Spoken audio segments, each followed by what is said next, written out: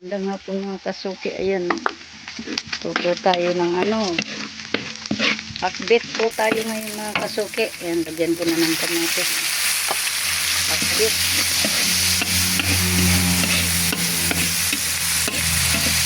Akbit naman tayo ngayon. Sakasampot. Ayan mga kasuki.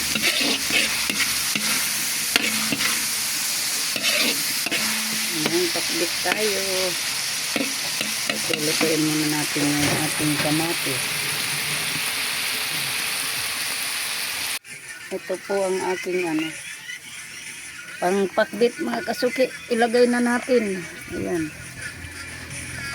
Mabigat pala to. Pambihirang buhay doy. Mabigat. Mabigat pala nito. Ayan na po mga kasuki. Linagay ko na po ang ating gulay. Madami po yan. Kaya bali dalawa lang po yung ating luluto. Bawi dito sa isa madami.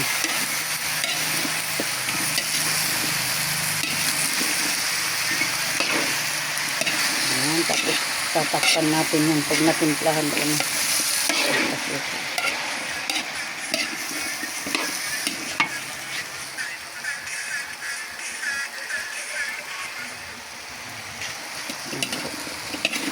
Sangkapan ko muna bago ko takpan para manuot na yung yung sangkap. Yung timpla ng kasuki. Wait lang. Mga kasuki, bali sabawan natin ito ng kunti para may pang sabaw-sabaw man lang. Ganda yung may sabaw naman. Tamang sabaw lang mga kasuki. Pakbit, may pakbit. Yan. Tapos tatakpan ko yung mga kasuki para maganda yung pagkaluto, malambot.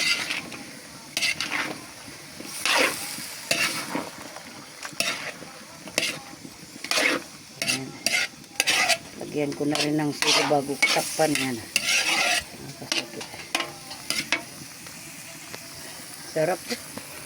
Wow, yum. Suki. Ihalo na natin. Kompleto na po yun. Balitakpan ko muna tablet para okay na.